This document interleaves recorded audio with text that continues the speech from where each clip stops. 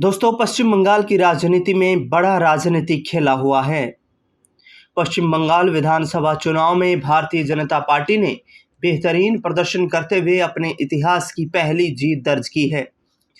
BJP ने record 206 सीटों पर जीत दर्ज की है। वहीं ऑल इंडिया तृणमूल कांग्रेस को 81 सीटों पर जीत नसीब हुई है। 2 सीटें इस बंगाल विधानसभा चुनाव में कांग्रेस के खाते में गई है। 2 सीटें हुमायूं कबीर की पार्टी आम जनता उन्नयन पार्टी के खाते में गई है, जबकि 1 seat all India secular front और 1 सीट सीपीआईएम को मिली है।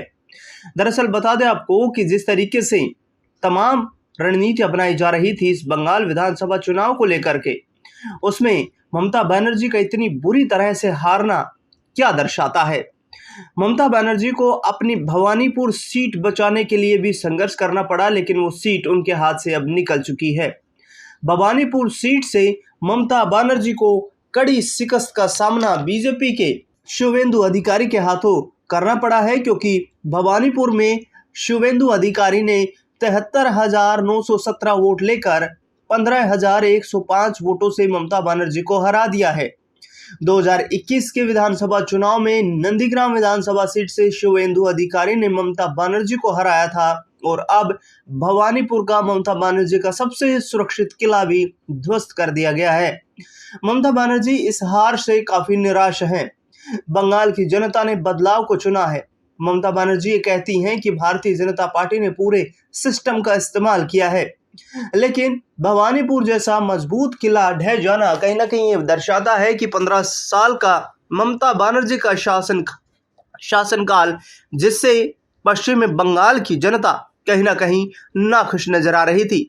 बंगाल में रिकॉर्ड वोटिंग जो हुई उसने ये दर्शा दिया कि इस तरीके की रिकॉर्ड वोटिंग से सत्ता परिवर्तन के संकेत मिलते हैं।